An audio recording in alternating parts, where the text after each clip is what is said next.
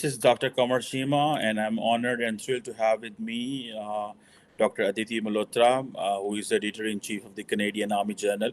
And formerly, she has worked as the co-editor of the Journal for Intelligence, Propaganda, and Security Studies in Australia, in Austria, and she holds PhD in political science. And she has been doing great work when it comes to research writing. So I requested her to come on my platform and come on my show and speak about Canada's Indo-Pacific strategy, and also we can talk about how things are being shaped with India as well. So, Dr. Aditi, thank you very much for your time.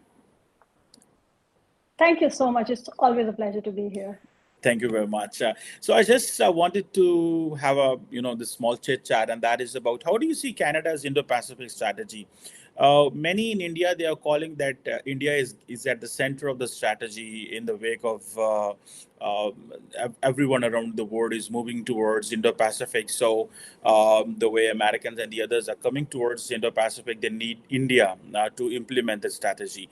How do you see Canada's Indo-Pacific strategy, and how do you see India's role in this? Mm-hmm.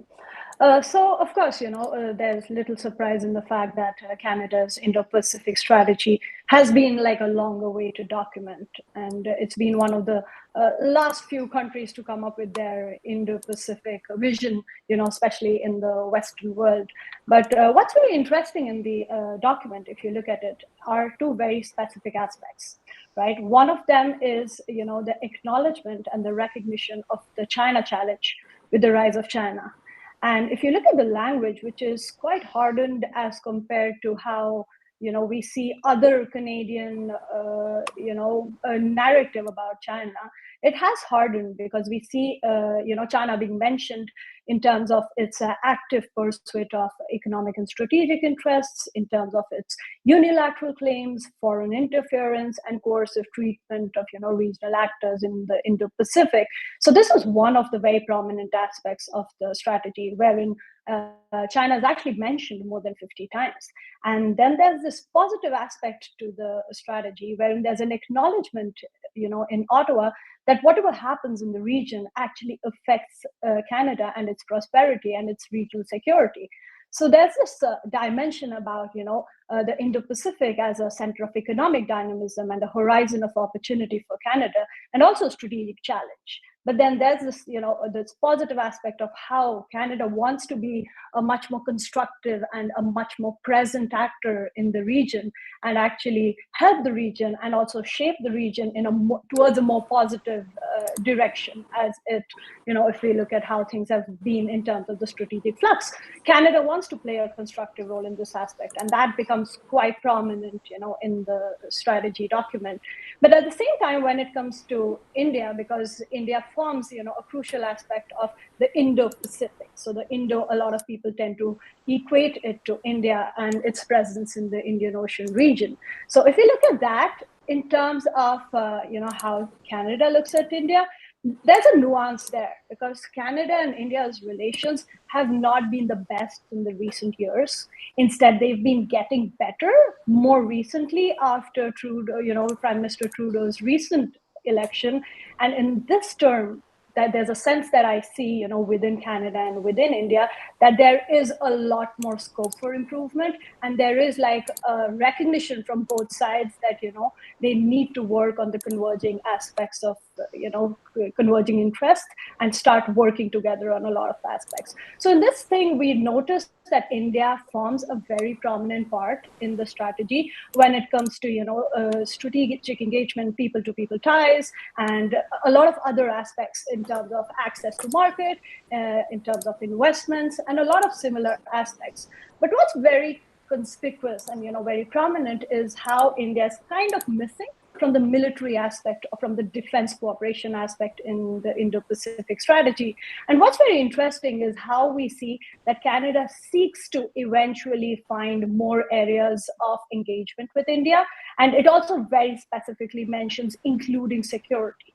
So it looks like that Canada is looking and seeking new opportunities to partner and engage India on a lot of aspects.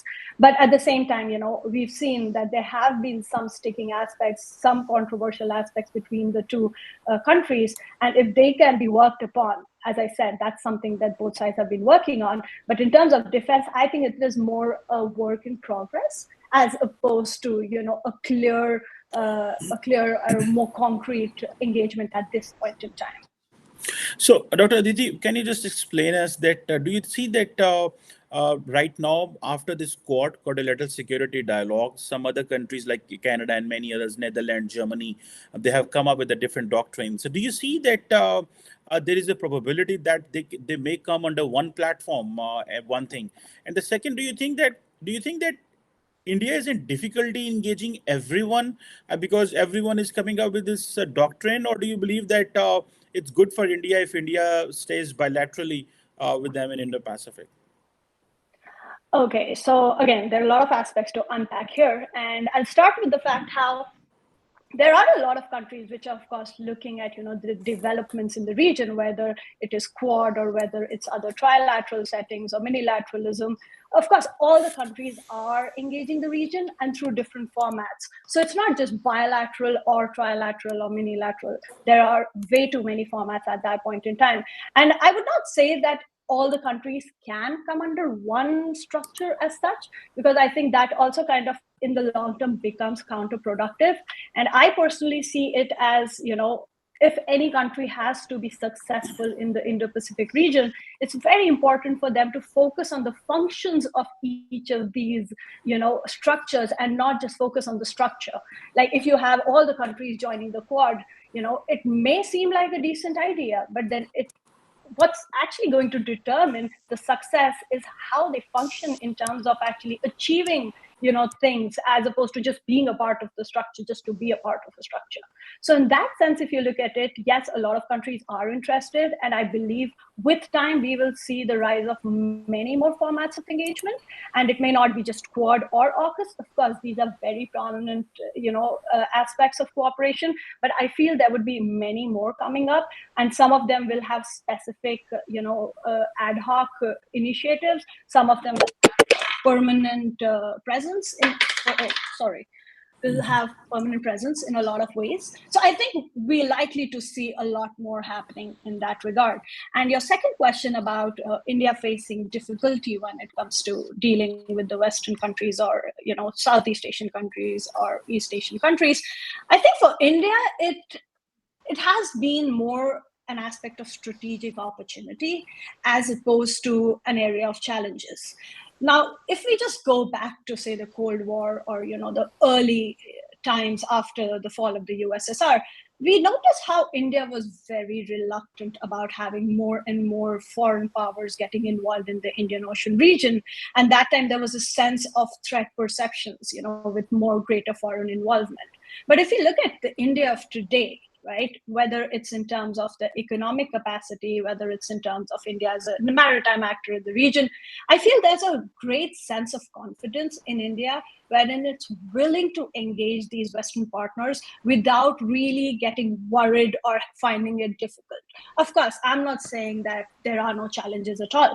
There are, sets of diverging aspects, sets of convergences as well. But what I see is how, despite some of the problems and despite some of the challenges, I do see New Delhi kind of interacting with a range of actors on a lot of aspects. I still feel that India could do much better when it comes to non-bilateral settings, because even now, to a great extent, the preference is still, kind of tilted towards bilateral engagement with all these partners and countries. But I feel that with time, India is likely, it's already a part of so many other formats of engagement. But I think with time, India will get more and more confident in dealing and may kind of, tap into these opportunities that exist. So, Aditi, how do you see this? That okay, everyone is coming in Indo-Pacific and coming in Mm-hmm. the Chinese backyard. That's fine. That makes sense. Okay, that we have to counter China's rise. But do you believe that all these countries who are also mentioning India as a major strategic partner, are they going to help India in case of any conflict with China? To be very frank, when it comes to international relations as such, every country is looking to maximize their own national interests. Rarely would you see a country engaged in a region just because it wants to cater to other countries' interests. So, all the engagement that we see is largely because different countries find that there are overlapping areas of interest with other countries, which is why we see, a lot of Western actors getting involved in the region because they notice that there are overlapping areas of interest. So I would say any country that's involved in the region is largely there for their own interest to begin with. Now, when it comes to the China challenge, of course, every country, all these countries are talking to each other about how to manage it. And within this, there are different visions for how every country wants to manage it. In case there's a conflict between India and, China, we'll actually notice that India would largely want it to remain bilateral in nature. It would not want to include a lot of foreign powers in their bilateral dispute. Having said that, if push comes to shove and India is unable to manage, China militarily, there's great likelihood that it will seek diplomatic support, strategic support, and even military support from a lot of these partners, such as US or France, because we've already seen how India's dependence towards Russia has gone down after 2000, and it's only likely to get less dependent on Russia because of all the problems that Russia itself is going through. So we will see a lot greater engagement of India with these Western actors, whether it's in terms of military acquisitions and procurement, whether it's in terms of research and development, or even if we look at something as basic as how they look at the China challenge and want to deal with it. So I think that is likely to be how the trajectory would go ahead. So, in every Indo-Pacific doctrine, and particularly in Canada's doctrine as well, the most important thing is that yes, there have been traditional security challenges, but everybody's talking about the non-traditional security challenges. So, one of those is the supply chain. For example, India these days is calling as if the Chinese want to start a biological war against India, for instance, and maybe a new variant of. A new COVID variant can come in and that can hamper the growth of India. So, do you believe that how much India will have the support of the international community, or how much India will be looked at as far as this issue of supply chain is concerned? Because India has a lot of labor, manpower.